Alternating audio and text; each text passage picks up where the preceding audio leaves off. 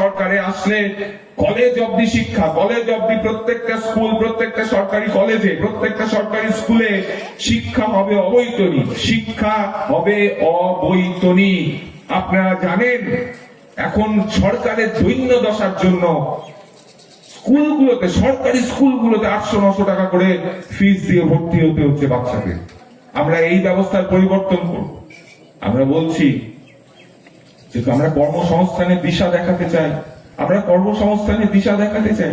বিজেপির অমিত শাহ এসেছিলেন সেদিন, কোথায় যেন পশ্চিমবঙ্গের কোন একটা জায়গায়, নাকি জলপাইগুড়িতে এসেছিল না কোথায়, গিয়ে এসে বললেন মাসে না বছরে নাকি 1 কোটি বেকারের চাকরি দেবেন। আমরা প্রশ্ন করছি, আর যদি কোনো বিজেপির প্রতিনিধি আপনাদের কাছে আসে তাকে একবার জিজ্ঞেস করবেন হাতটা ধরে, দাদা একটা কথা জিজ্ঞেস করবো, কিছু মনে করবেন না। প্রধানমন্ত্রী ক্ষমতায় এসে তো বলেছিলেন যে বছরে 2 কোটি বেকারের চাকরি হবে, বছরে 2 কোটি বেকারের চাকরি হবে। আপনারা আজকে বলছেন বছরে 1 কোটি বেকারের চাকরি পশ্চিমবঙ্গে আপনারা দেবেন। আগে বলুন 10 বছর আগে যে 2 কোটি বেকারের চাকরি দেওয়ার আপনারা প্রতিশ্রুতি দিয়েছিলেন, সেই 2 কোটি বেকারের চাকরি কোথায় কোথায় হয়েছে প্রত্যেক বছর ভাবুন। সেই হিসাবে তো আমার জলপাইগুড়ি, আমার পশ্চিমবঙ্গ, আমার ভারতবর্ষ, আমার দেশে বেকার থাকারই কথা না। একবার বিজেপিকে জিজ্ঞেস করুন।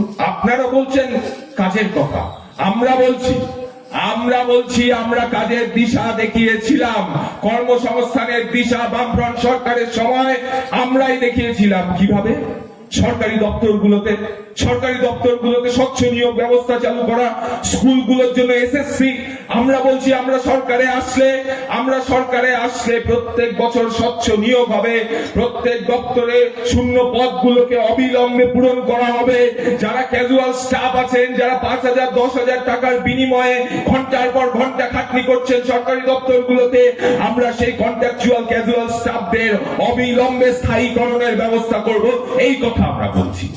আমরা তখন বলেছিলাম কর্মসংস্থানের জন্য আমাদের সে সময়কার মুখ্যমন্ত্রী কমরেড বুদ্ধদেব ভট্টাচার্য আমাদের পশ্চিমবঙ্গ রাজ্যকে, পশ্চিমবঙ্গের যুব সমাজকে দিশা দেখিয়েছিলেন যে কৃষি তখন পশ্চিমবঙ্গ অনেক উন্নত হয়ে গেছে।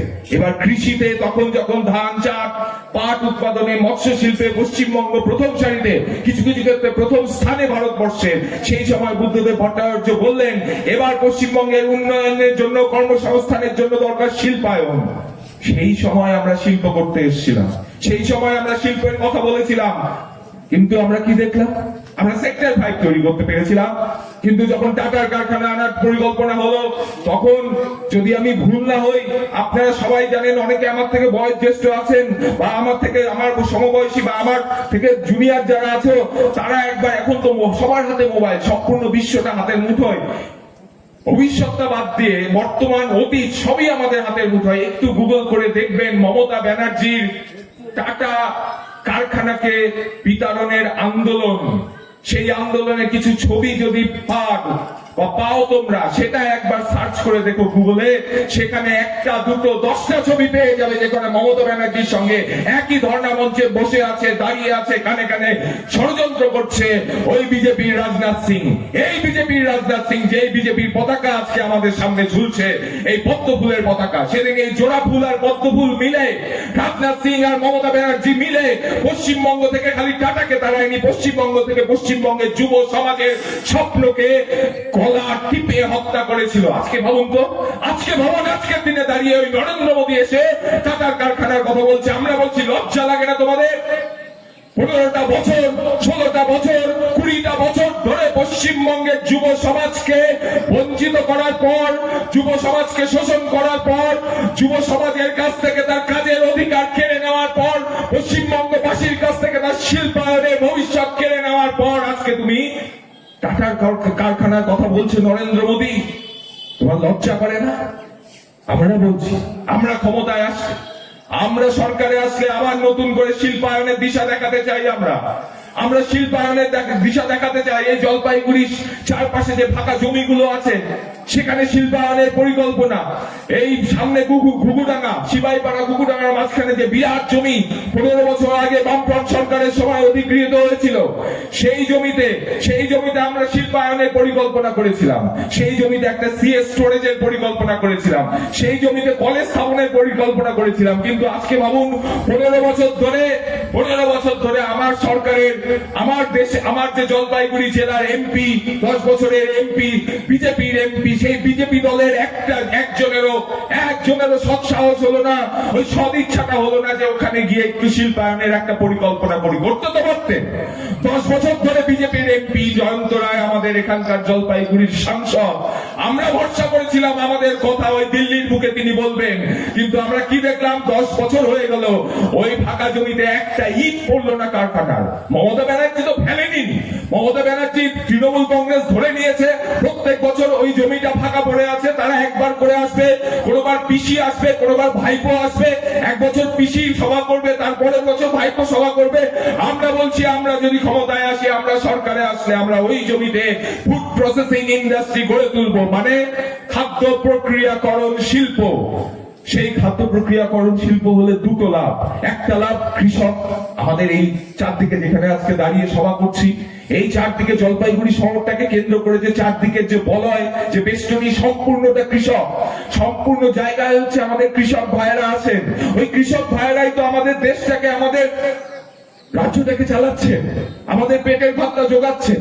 আজকে ভাবুন ফুড প্রসেসিং শিল্প হলে ধান থেকে পাট থেকে শুরু করে বিভিন্ন শস্যগুলো, আপনি আলু থেকে চিপস তৈরি হবে, আপনার লঙ্কা থেকে আচার তৈরি হবে, টমেটো থেকে টমেটো থেকে যে চাটনি তৈরি হবে। এই সুযোগে কৃষক ভাইরা তাদের লাভজনক উপায়ে তাদের ফসলটাকে বিক্রি করতে পারবে। আমরা বলছি সেখানে শিল্পায়ন হলে তার সাথে সাথে ওই কারখানায় চাকরি করবে, কাজ পাবে। আমার আপনার জলপাইগুড়ি শহর, এই মন্ডলঘাট, কচুয়া, বোয়ালমারি থেকে খারিজা 1, খারিজা 2 থেকে শুরু করে, করালবাড়ি থেকে শুরু করে, বাহাদুর থেকে শুরু করে, অরবিন্দ অঞ্চলের আমার আপনার ঘরের ছেলেটাই তো ওইখানে কাজ পাবে। এই পরিকল্পনা আমরা করছি, এই পরিকল্পনার দিশা আমরা দেখাচ্ছি। আমরা বলছি আমরা যদি ক্ষমতায় থাকতাম, আমরা যদি সরকারে থাকতাম, আজকে আলু চাষি ভাই বোনেরা, আজকে আলু চাষিরা যে সর্বনাশের সম্মুখীন হতো সেটা হতো না। আজকে ভাবুন, আজ থেকে 10 দিন আগে, 20 দিন আগের কথা ভাবুন, বা এখনো গেলে দেখতে পারবেন মাঠের উপর লাল লাল লাল লাল বস্তা সাজানো আছে। অনেক চাষির বাড়ির সামনে লাল বস্তা স্তূপ করে সাজানো আছে। কে নেবে, কে কিনবে, বিক্রি হবে কিনা, আদৌ থাকবে কি থাকবে না, পৌঁছে যাবে কিনা, কোনো ধারণা নেই। কি হবে ভবিষ্যৎ অন্ধকার। আমরা বলছি যে কালোবাজারি হয়ে গেল আলুর ব্যাগ নিয়ে, 9 টাকা ব্যাগের দাম 1 বছর আগে, সেই ব্যাগ হয়ে গেল 36 টাকা অব্দি। আমরা বলছি কৃষককে আজকে 1 ট্রাক আলু, 50 বস্তা আলু 35,000 টাকায় বিক্রি করতে হচ্ছে, যেটা তৈরি করতে তার খরচা হয়েছে, যেটা উৎপাদন করতে যেই পরিমাণ আলু খরচা হয়েছে তার 60,000 টাকার উপরে।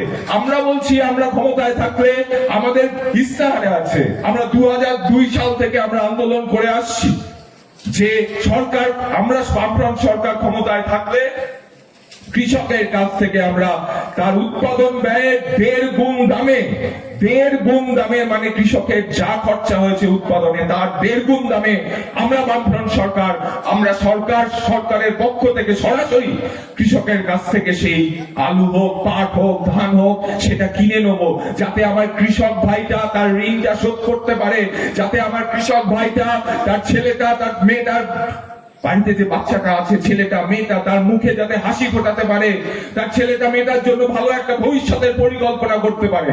কিন্তু আজকে ভাবুন এই তৃণমূল সরকার আর বিজেপি সরকারের, এই তৃণমূলের বিধায়ক আর বিজেপির এমপির যুগে আমাদের জলপাইগুড়ির আলু চাষিদের কি অবস্থা হলো। আজকে নরেন্দ্র মোদী ওই দিল্লিতে বসে বসে লক্ষ লক্ষ কোটি কোটি টাকা, ওই বড় বড় আম্বানি আদানির মতো সংস্থা লক্ষ লক্ষ কোটি কোটি টাকার ঋণ মুকুব করে দিচ্ছে।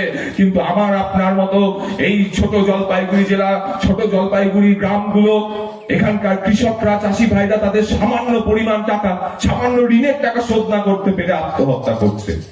আমরা বলছি এই দেশ, এই রাজ্য, এই জলপাইগুড়ি জেলা, ওই তোলাবাস থেকে শুরু করে, প্রমোটার থেকে শুরু করে, ওই আম্বানি আদানির মতো ওই শিল্পপতি মালিক, এই লুটেরাদের না। আমরা বলছি এই জেলা, এই শহর, এই দেশ কৃষকের, এই দেশ শ্রমিকের, এই দেশ মজুরের, এই দেশ আমার আপনার, আমাদের নিয়ে এই দেশটা করা।